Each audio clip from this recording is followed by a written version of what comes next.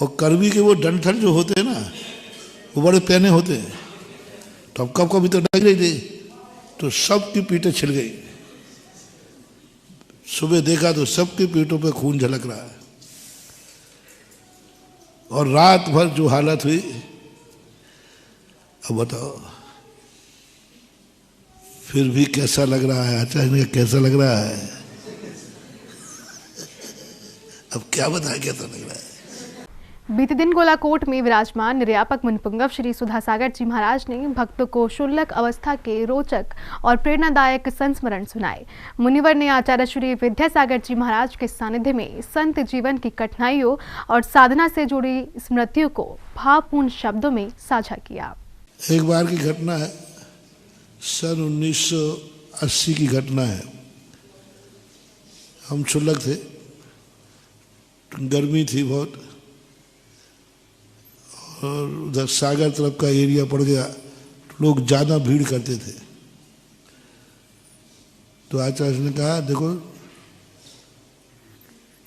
तुम्हें भीड़ ज़्यादा होती है, लोग क्योंकि उस सागर के लोग थे ना सब पहचान के, तो तुम ऐसा करना थोड़ा दूर को अकेले में कोई ऐसे एकांत चौके में जाना, जब तक जनता पहुंचेगी जब तक तुम्हारा हार हो जाएगा। तो उन्होंने अच्छे के लिए कहा,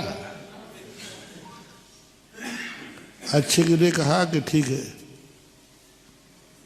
हम कहे जी, तो हम वो थोड़ा चलने की हिम्मत नहीं थी चलने की हिम्मत नहीं थी, गर्मी थी, केसलोन था, और जाकर एक स्थान पर पहुंचे शांति के साथ में कि यहाँ तक कोई नहीं आ पाएगा। और जैसे पहले उनने पानी दिया और पानी में इतना लंबा बालचंद है।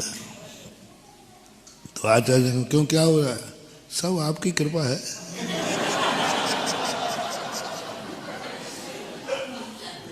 बोले क्या मैंने तो तेरे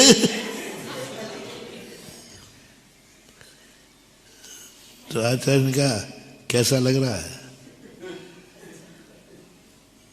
मेरे मुख से निकला कि उपवास के दूसरे दिन भी उपवास हो जाएगा, ये हिम्मत मेरे में नहीं थी, और मैं कितना पुण्यशाली हूं कि दूसरे दिन भी मैं निराहार रह सका। मुनिवर ने आगे बताया कि साधु के आहार का कोई इंतजाम नहीं होता, तब भी उन्हें खुश रहना होता है। इसके साथ ही मुनिवर ने गुरुवर के सानिध्य में घटी एक घटना को बड़ी रोचकता से सुनाया और बताया कि किस प्रकार एक बार एक व्यक्ति ने विहार में गलत रास्ता संघ को बता दिया था। ऐसे एक दो बार और घटना घटी, कुछ नहीं कह सकते महाराज। साधु के भोजन का कोई इंतजाम नहीं है और तुम्हें खुश रहना है। मुक्तागिरी से बिहार हो रहा था, रास्ता भटक गए। किसी मनचले ने, श्रावक थे नहीं, सब अनजाने थे। सन 1981 में चातुर्मास, पहले ही चातुर्मास था पूज्य गुरुदेव के पास में। हम शुल्लक थे सब लोग। एक हीवर खेड़ पड़ता है, हीवर खेड़। तो आचार्य ने कहा कि देखो बहुत लंबा रास्ता है, ठंड का समय है, रास्ते में रुकना पड़ेगा, थोड़ा अपन आहार करके जल्दी निकल जाएंगे। तो हम लोग नए नए शुल्लक थे, तो उन्होंने सोचा इनको रास्ते में रुकेंगे स्कूल वगैरह में तो ठंड ज़्यादा पड़ती है। तो आचार्य ने कहा दिन दिन में अपन ज़्यादा चल लेंगे तो रात की ठंड से बच जाओगे, ठिकाने पहुंच जाएंगे। और स्कूल में थोड़ी ठंड ज़्यादा होती है, क्योंकि स्कूल का तो स्कूल ही होते हैं। तो आचार्य ने अच्छे के लिए प्लानिंग बनाया, ठंड से बचने का प्लानिंग बनाया। हम बच्चों के कारण किया तो चौके से आचार्य से निकल गए, सब बोले चौके से निकल चलेंगे अपन। तो अब श्रावक लोग सब वहीं रुक गए। एक दो श्रावक लोग आए, रास्ते में चौका था, समाज वहाँ थी नहीं। थोड़ा आगे चले, अब रास्ता चौराहा आया, पूछा भाई हीवरगढ़ कहाँ से गया? तो एक बकरी, उसने हाँ बाबा जी यहीं चले आओ। तो उसने बताने के बाद वो हंसा बहुत जोर से। तो हमने आचार्य से कहा आचार्य जी वो हंस रहा है, गलत रास्ता तो नहीं बता दिया? अपने आचार्य तो सीधे बोले अपन ने क्या बिगाड़ा जो गलत बताएगा। मैंने कहा वो हंस तो रहा है, मुझे डाउट हो गया उसमें। मैंने आचार्य से कहा, मैंने कहा वो हंस रहा है। तो आचार्य कहे नहीं नहीं, वो हम दिगंबर है ना, हम दिगंबर है ना, इसलिए दिगंबर पने पे हंस रहा होगा, अपन गलत क्यों बताएगा। गलत रास्ते पर चलते चलते रात हो गई और खुले खेत में पूरे संघ को रात गुजारनी पड़ी। क्या गलत बताया। चलते चलते चलते चलते शाम हो गई, ऐसे देख के चल रहे, जंगल पे जंगल, जंगल पे जंगल आता गया, घनघोर जंगल में। थोड़े बहुत खेत आए, शाम को अपना आता ना पता कुछ नहीं। और जा करके एक करवी थी, जो जुआर के डंठल होते ना बड़े, वो करवी का ढेर लगा था। आचार्य का बस यहीं बैठ जाओ, हम क्या करें, तुम्हारे लिए अच्छे का सोचा, हमारी तुम्हारी किस्मत में जो लिखो वो हुई है।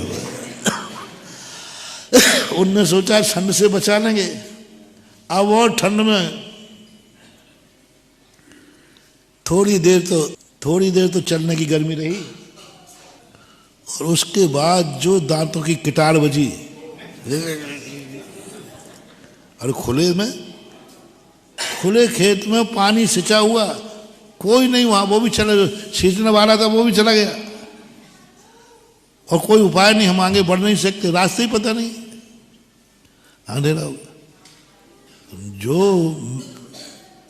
बड़ी बड़ी किटारें सुनी होंगी तुमने, लेकिन उस दिन जो रात में किटार बजी, ऐसे पकड़ रहे थे दांतों को। और उस खुले खेत में ऐसी स्थिति भी आई कि डंठलों से सभी की पीठें छिल गईं। और फिर आचार्य श्री ने सभी से पूछा, बोलो कैसा लग रहा है। और करवी के वो डंठल जो होते हैं ना, वो बड़े पैने होते हैं, तो कब भी तो डग रही थी, तो सबकी पीठें छिल गई। सुबह देखा तो सबकी पीठों पे खून झलक रहा है। और रात भर जो हालत हुई, अब बताओ फिर भी कैसा लग रहा है। आचार्य ने कैसा लग रहा है, अब क्या बताए कैसा लग रहा है।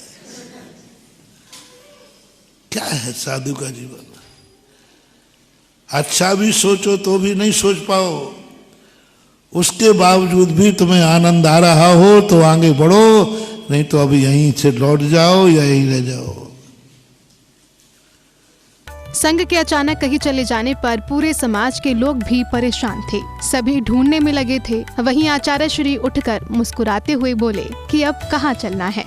चले सुबह, कहाँ जाए, उधर संघ गायब हो गया, पूरी समाज ढूंढ रही, रात भर हो गए ढूंढते हुए, वहां साइकिल भी नहीं जा पाए, ऐसे जंगलों में से रास्ता था।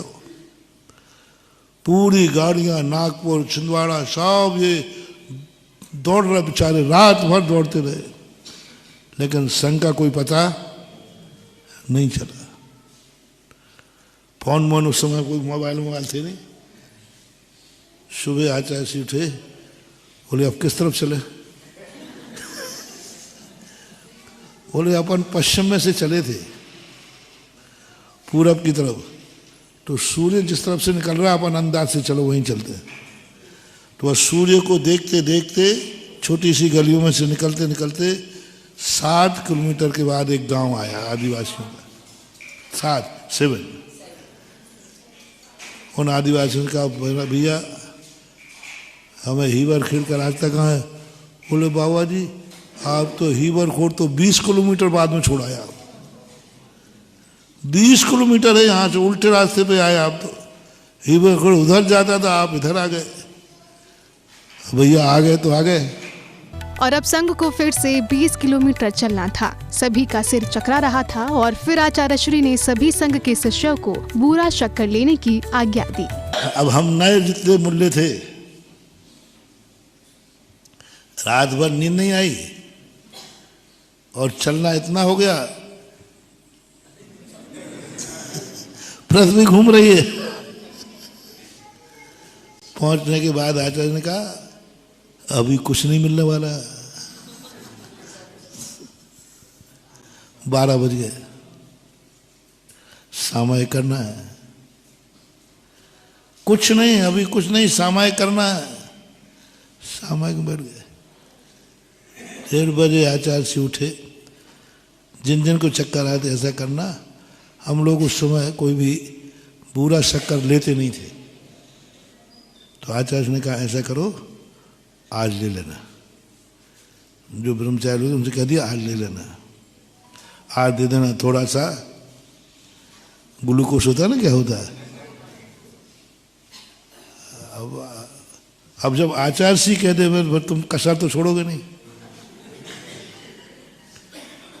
अब गए साहब, कटोरा था हमारे पास, दूध दिया उन्होंने। हम कहे लेना पड़ेगा, आज आचार्य जी ने कहा है, आप अंतराय नहीं कर सकते। हमने कहा बोले हाँ मालूम है इसमें बुरा डला है।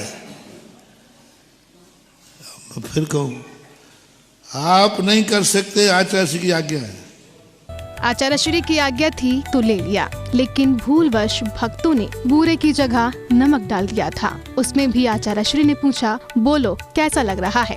अब हालत तो खराब हो रही थी, चलो पियो भाई, जैसे तैसे पिया।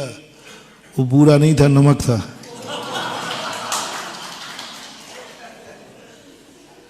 नमक को बुरा एक से ही, और वो भी कटोरा सीधा।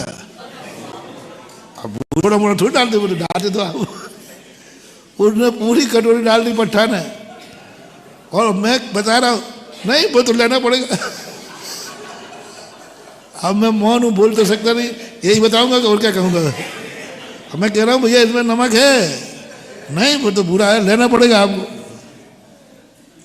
लिया और थोड़ी देर गया और क्या हो गया, उल्टी हो गई। आचार्य जी पास आया, आचार्य जी क्या हो गया, उल्टी हो गई। उल्टी क्यों हो गई? गुरु जी आपकी कृपा है सब।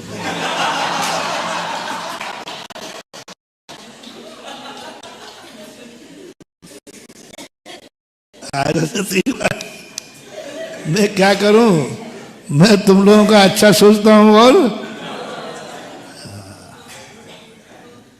फिर आचार्य ने छेड़ दिया, कैसा लग रहा है, और बन लो बाबा जी। यदि घर में होते तो अभी तक बोल नहीं देते इसमें नमक है या कुछ है, अपने हाथ से। कैसा लग रहा है? हम लोगों ने कहा आचार्य जी इसमें भी आनंद है, ये आनंद मैंने कभी सुना नहीं था, आज भी आनंद है, तो उसके बाद भी हम लोग खुश हैं। अपनी देशना में मुनिवर ने बताया कि कैसे कठिन परिस्थितियों के बावजूद आचार्य श्री विद्यासागर जी महाराज सदैव संघ का मनोबल बढ़ाते रहे। उन्होंने विपरीत हालात में भी मुस्कुराकर शिष्यों को धैर्य और सहनशीलता का संदेश दिया। जैन फोकस के लिए गोलाकोट मध्य प्रदेश से ब्यूरो रिपोर्ट।